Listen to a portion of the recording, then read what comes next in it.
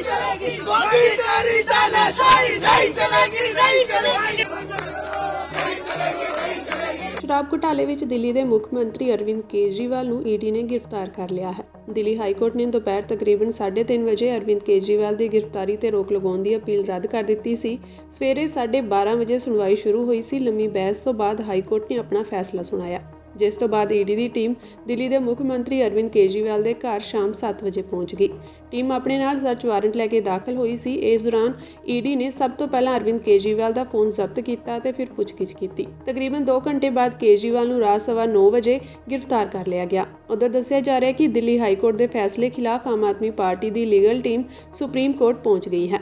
ਅੱਜ ਰਾਤ ਨੂੰ ਸੁਣਵਾਈ ਹੋ ਸਕਦੀ ਹੈ। ਈਡੀ ਵੱਲੋਂ ਭੇਜੇ 9 ਸਮਨਾਂ ਤੇ ਅਰਵਿੰਦ ਕੇਜਰੀਵਾਲ ਪੇਸ਼ ਨਹੀਂ ਹੋਏ ਸਨ। ਕੇਜਰੀਵਾਲ ਦੇ ਘਰ ਜਿਵੇਂ ਹੀ ਈਡੀ ਦੀ ਟੀਮ ਦੇ ਪਹੁੰਚਣ ਦੀ ਖਬਰ ਮਿਲੀ, ਮੰਤਰੀ ਸੌਰਭ ਭਾਰਦਵਾਜ, ਆਤੀਸ਼ੀ ਅਤੇ ਸਪੀਕਰ ਰਾਮ ਨਿਵਾਸ ਅਤੇ ਦਿੱਲੀ ਦੀ ਮੇਅਰ ਅਰਵਿੰਦ ਕੇਜਰੀਵਾਲ ਦੇ ਘਰ ਪਹੁੰਚੀ। ਸਾਰਿਆਂ ਨੇ ਮੋਦੀ ਸਰਕਾਰ ਖਿਲਾਫ ਨਾਅਰੇਬਾਜ਼ੀ ਕੀਤੀ। ਸਪੀਕਰ ਰਾਮ ਨਿਵਾਸ ਗੋਇਲ ਨੇ ਕਿਹਾ ਕਿ ਕੇਜਰੀਵਾਲ ਹੀ ਸੀਐਮ ਰਹਿਣ ਅਤੇ ਉਹ ਜੇਲ੍ਹ ਤੋਂ ਹੀ ਸਰਕਾਰ ਚਲਾਉਣਗੇ। ਵੇਖਦੇ ਹੀ ਵੇਖਦੇ ਵੱਡੀ ਗਿਣਤੀ ਵਿੱਚ ਵਰਕਰ ਵੀ ਇਕੱਠੇ ਹੋ ਗਏ। ਦਿੱਲੀ ਪੁਲਿਸ ਨੇ ਧਾਰਾ 144 ਲਗਾ ਕੇ ਆਮ ਆਦਮੀ ਪਾਰਟੀ ਦੇ ਵਰਕਰਾਂ ਨੂੰ ਹਿਰਾਸਤ ਵਿੱਚ ਲੈ ਲਿਆ। ਕੇਜਰੀਵਾਲ ਦੇ ਘਰ ਦੇ ਆਲੇ-ਦੁਆਲੇ ਪੈਰਾਮਿਲਟਰੀ ਫੋਰਸ ਵੀ ਤਾਇਨਾਤ ਕਰ ਦਿੱਤੀ ਗਈ। ਉਧਰ ਪੰਜਾਬ ਦੇ ਮੁੱਖ ਮੰਤਰੀ ਨੇ ਟਵੀਟ ਕਰਦੇ ਹੋਏ ਲਿਖਿਆ, ਬੀਜੇਪੀ ਦੀ ਸਿਆਸੀ ਟੀਮ ਕੇਜਰੀਵਾਲ ਦੀ ਸੋਚ ਨੂੰ ਕੈਦ ਨਹੀਂ ਕਰ ਸਕਦੀ ਹੈ, ਕਿਉਂਕਿ ਆਪ ਹੀ ਬੀਜੇਪੀ ਨੂੰ ਰੋਕ ਸਕਦੀ ਹੈ।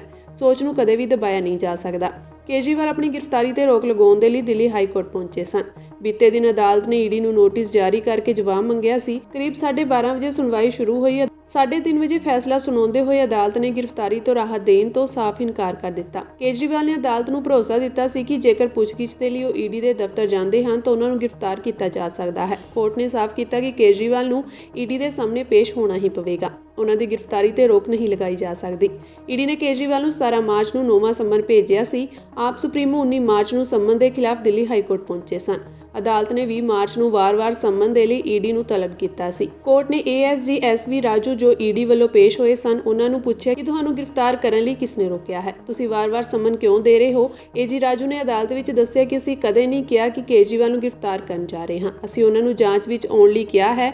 ਅਸੀਂ ਗ੍ਰਿਫਤਾਰ ਵੀ ਕਰ ਸਕਦੇ ਹਾਂ। ਕੇਜਰੀਵਾਲ ਵੱਲੋਂ ਪੇਸ਼ ਹੋਏ ਵਕੀਲ ਅਭਿਸ਼ੇਕ ਮਨੂ ਸਿੰਘਵੀ ਨੇ ਕਿਹਾ ਕਿ ਸੰਮਨ ਵਿੱਚ ਕਿਧਰੇ ਵੀ ਇਹ ਨਹੀਂ ਲਿਖਿਆ ਹੈ ਕਿ ਕੇਜਰੀਵਾਲ ਮੁਲਜ਼ਮ ਹਨ ਜਾਂ ਫਿਰ ਚਸ਼ਮਦੀਦ। ਸਿਰਫ ਸਿਆਸੀ ਵਜ੍ਹਾ ਕਰਕੇ ਉਹਨਾਂ ਦੀ ਗ੍ਰਿਫਤਾਰੀ ਹੋਵੇਗੀ। ਮਨੀਸ਼ ਸਿਸੋਦੀਆ ਅਤੇ ਸੰਜੇ ਸਿੰਘ ਨੂੰ ਈਡੀ ਗ੍ਰਿਫਤਾਰ ਕਰ ਚੁੱਕੀ ਹੈ ਅਤੇ ਕੱਲ੍ਹ ਕੇਜਰੀਵਾਲ ਨੂੰ ਵੀ ਗ੍ਰਿਫਤਾਰ ਕਰ ਲਿਆ ਗਿਆ।